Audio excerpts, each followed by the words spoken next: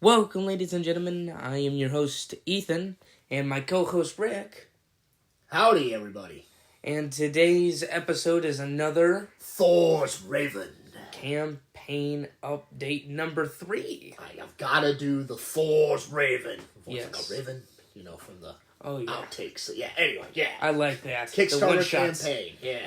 So, in the Kickstarter campaign, since today is the first week or so of the campaign, they released a couple of things, and obviously Big news. And obviously a couple of stretch goals as well that everybody's excited about. You predicted what was going to happen. I did. You did. You want me to kick off with the stats? Where we're at? Tell us where we're at with the money and the backers. All right. As of 9:55 Eastern Time, PM. PM. Yeah. Thank you. There PM, or as we like to say, 21:55 in 24-hour clock world.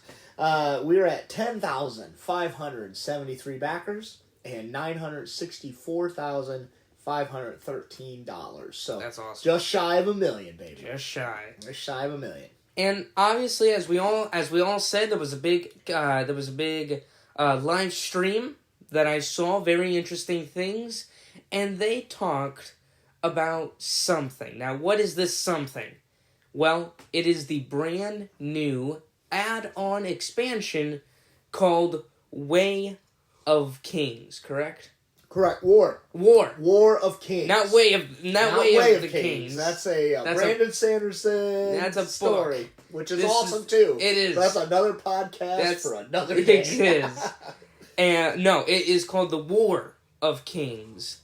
And who are these kings? Well, let's take a closer look at some of the characters. Actually, this box, just looking at the characters and counting, just counting everything, it's a pretty big box. It's a packed box. I mean, you're basically getting what you get in a, more than you're getting in a base box almost. Yeah. It's almost its own core box, really. Yeah. Do you want me to kick off some of what this is and some of the details around it? Yeah. Okay. So just so everybody's aware, this is an optional buy. As we know, these expansions, optional buys, are basically just other boxes, usually around a theme.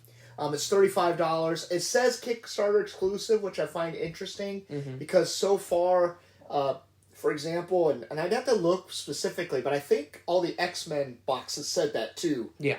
Beyond the base. And they're now all in retail. So if you're willing to wait a couple years, you might be able to buy these. But anyway, they're $35 optional buy.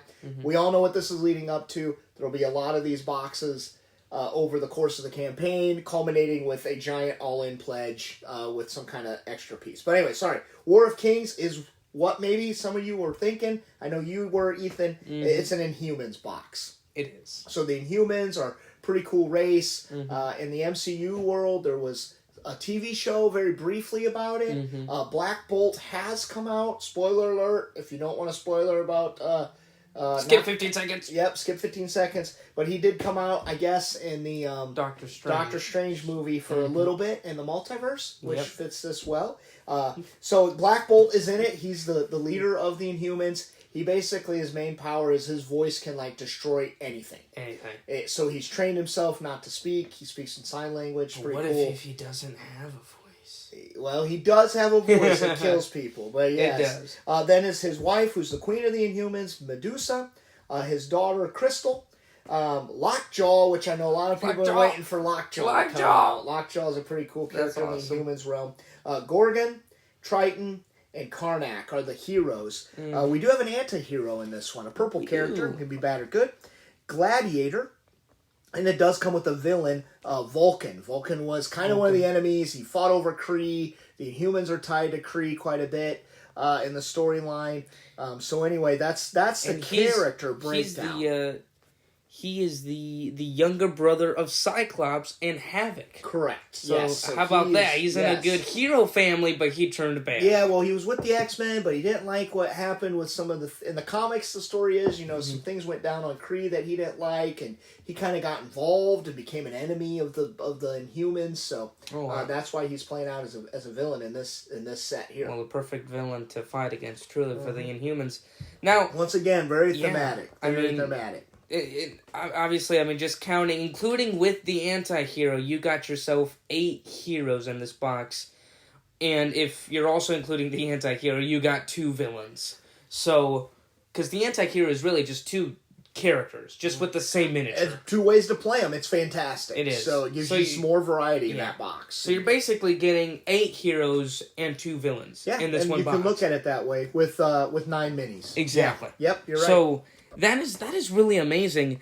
And let's just check just a little deep dive into obviously to some of the new tokens as well, and then we'll talk about our favorite maybe hero that we're anticipated to try out or to fight against in the box, and then we'll continue with the stretch goals. So let's begin with the Terrigen Mist, and, well, I'll read it to you, or do you... Yeah, I mean, the Terrigen Mist are what give the Inhumans their powers. It's what makes the Inhumans... Okay. So they're different characters that were exposed to this mist, usually from infancy or when they're very young, and that's where their powers come from. So yeah, if you want to read through it, absolutely how it's going to play out in the game is kind of cool. Well, like you said, this mist gave the Inhumans their special abilities through a process called Terrigenesis. When playing with Inhuman heroes, the 6 Terrigen Mist tokens must be shuffled and placed on each location face down.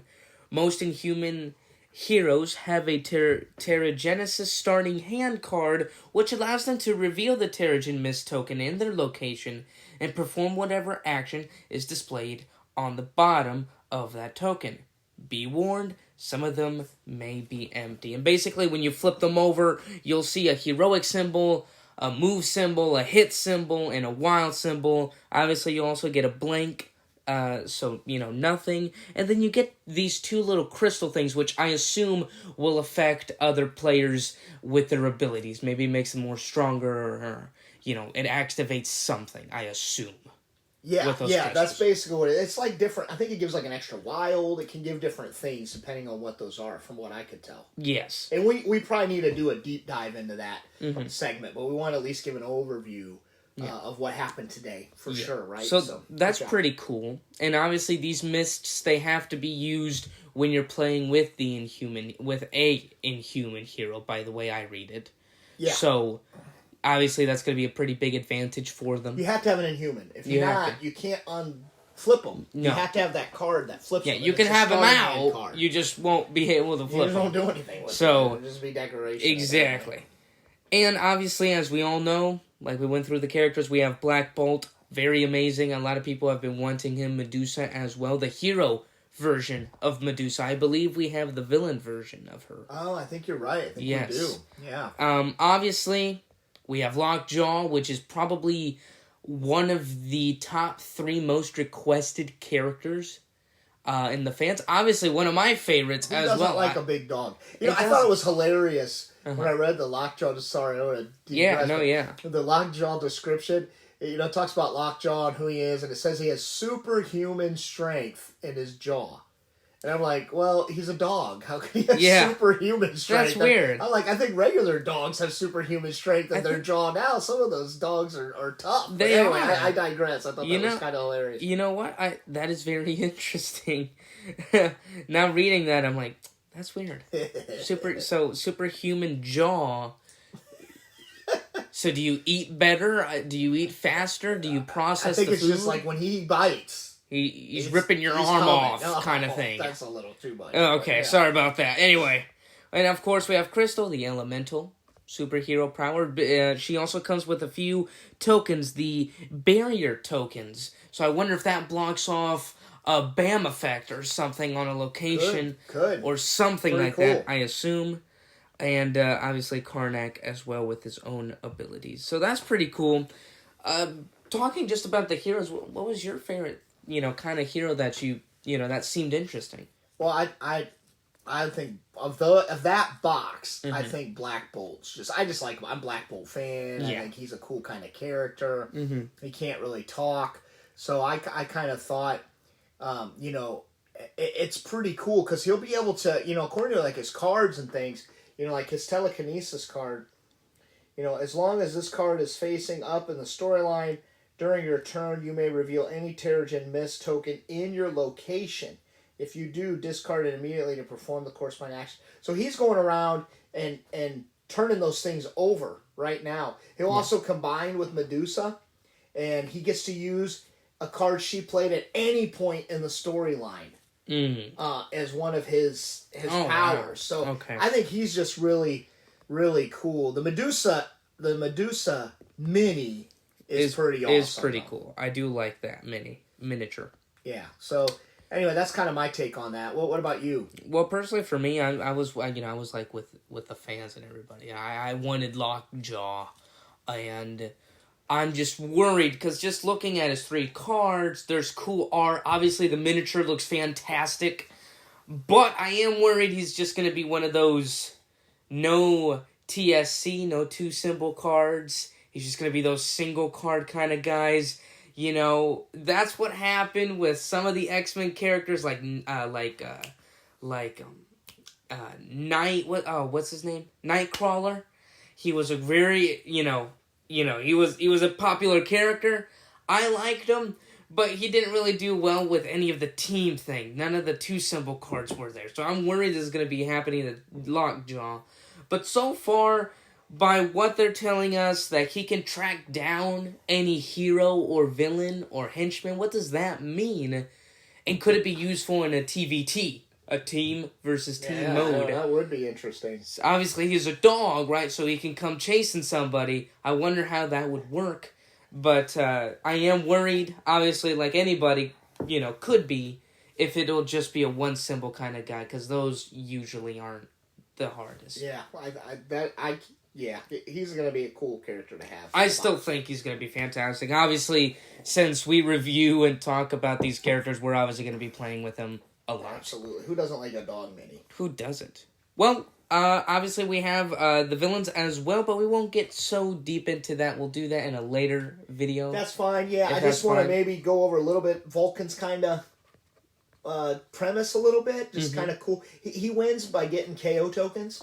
Oh, okay. So one thing he does is, he similar to, Cyclops. Yeah. He can attack in his location and adjacents, but if you use any special card during that, you discard a card. Okay. So between the last turn, if your last turn you did since Vulcan went, you use that, he gets to take a card away. So people are getting knocked out like crazy. Yes.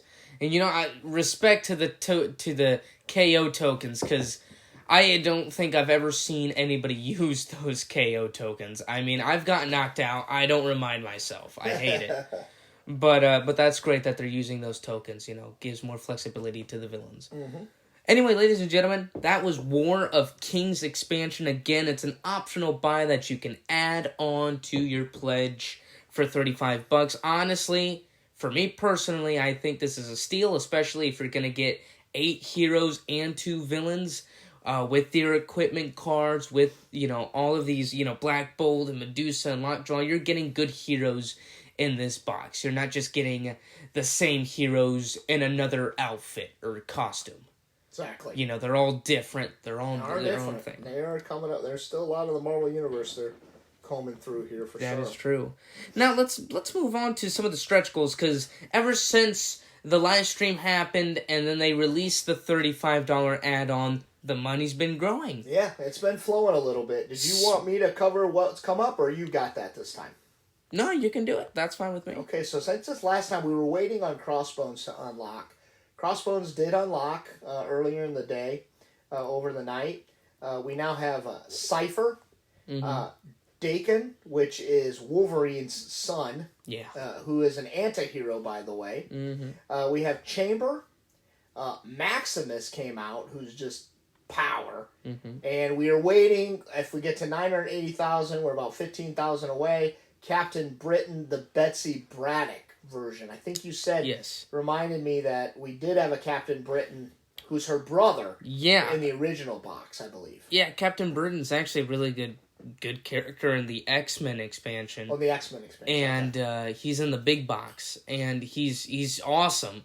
And supposedly, she, the sister, Elizabeth Braddock, she takes over, because she's the twin, she takes over as Captain Britain for some time, and also holds Excalibur, which is going to be an equipment card that you can also use for her when you play. That's awesome. Yeah, that thing was cool. Yeah. It's interesting, though.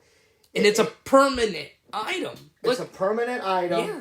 You always get it, but the only way to unlock it is if you have to be very heroic to get it. Yeah. It's called the Starlight Sword.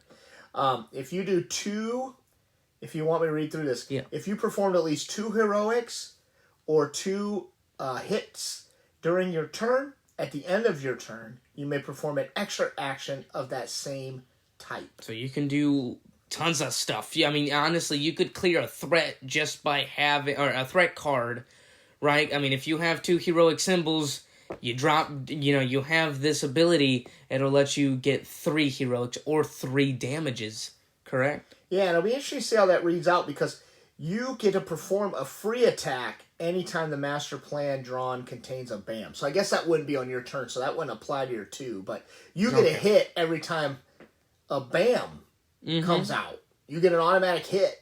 So, man, I mean, you're talking about overflows that could save. You're team versus team. You're knocking down the other opponents down to 1 card. That's tough. She is tough. That is tough. She's going to be a pretty fantastic character, which hopefully over the night we can unlock that. Yeah, because I wake up to some new news or something. Yeah, because honestly, just reading that right now, reading her stuff again, I'm kind of a little bit more excited about that hero. Because she looks very interesting. Yeah. It's just a cool kind of idea to have, and honestly, I think it could be great. But again, how is she? What's her symbol counts? Does she have low symbol counts on purpose so her teams build her up to have that big combination with her sword? Or does she just do that by herself? Yeah, your team's going to be huge on that. Being able to leverage the extra heroics and the extra attacks. That also might mean she don't move a lot. True. Just put down Nova, who's a heroic machine, and you'll be fine, probably. Yep, but as long as she can move. As long as she can move. That's right. So don't play Nightcrawler. Don't play Moon Knight. These people do not move. Yeah. Due to experience. Nightcrawler doesn't move. That's Nightcrawler moves every single turn. He has to move to another location. But you can't play off any of those moves. He doesn't have any move symbols. He has no move symbols. Yeah, that's funny. So, in some benefit, okay, but for me, there's no synergy when I review this character, which I will hopefully next week. Yeah, let's review him. Let's get him on the table. Just a little sneak peek. Personally, on the movement, I don't really like that at all because I've had trouble moving my other team. Around the board. Because you don't have anybody else for him to support with. That's awesome. But so far, MU Season 3 has been doing amazing. Raising lots of money, almost $1 million already in day 3. Correct. 18 days to go. And it's just going to be amazing. And obviously, all of the stretch goals that they're doing, very exciting stuff. Just for you, real quick, any of the stretch goal folks you're really excited about that we got revealed today? Well, definitely the Cypher was very interesting. I believe the Cypher looked interesting, and Dakin looked interesting, because Dakin is very tough, but he can also regenerate both as a hero and as a villain. Yeah. So that can be a huge problem. Maximus, like you said, right, a very big hitting villain. That's always tough. He kind of reminds me of an Abomination, like they described him, right? He's a big hitter kind of guy, gets in and gets out fast. So Maximus definitely and Dakin are probably the biggest ones. Yeah. Well, I know we're wrapping up here. One thing I just wanted to say for the fans, if you're getting us on your feed and you are, just wanting to catch the latest and you might not want to go day to day with us, that's fine. But we do recommend you go back and listen to the second Thor's Raven that we did. Yes. That Ethan got some response directly back from the game designer and really some pretty cool answers to questions. We expected, we didn't expect anything. I don't think you did when you sent it. But the designer, kudos to him. I mean, made a fan out of me. He gave you in-depth answers about, you asked for, like, just an example, the best character. He answered each character in the core box and what he liked and what was a challenge. So, anyway, I just want to throw that out there. It's kind of exclusive stuff. I mean, just respond, DM back to you directly on Board Game Geek was pretty cool. So yeah, it's amazing. And, well, obviously, we won't spoil his answers. Obviously, he's got all these Go back great and listen to episode 2, Thor's Raven number 2. And I think it's the Wednesday version, right? No, it would be yesterday, so Thursday version, the Thursday version. And I believe it's towards the end of the episode where we had that. Obviously, since you're there, you can try to listen to it all, or if you're, you already catched up with all the updates, just skip to the end. And we'll talk about his responses to my questions. And we're not recapping the entire Kickstarter. So again, you've got our kind of take on what happened that day. Our opinions on it. Mm-hmm. On what happened that day too. Yeah. So that's not, Anyway, that's awesome. Pretty awesome. It is. And well, ladies and gentlemen, this is another Thor's Raven. How do you say it again? Thor's Raven. Thor's Raven. Episode 3, I believe. Yes. Right? Yep. 3? Yeah. Day 3 Kickstarter. Day 3 Raven. That is amazing. We're going to keep the streak alive and going. Obviously, tomorrow in the afternoon, we'll release another episode talking about, well, the Kickstarter updates. What happened on day 4. We'll probably see a couple of more stretch goals and hopefully some details on Captain Britain, the female version, right? The twin sister. Yeah, hopefully we get that. So, and some more. That's right. Some very interesting stuff. I know you all are very anxious and ready to get all those updates, and obviously we'll be here giving it to you. Well, ladies and gentlemen, this has been Roster United with another Thor's Raven, Episode 3, and we hope you all have a great day.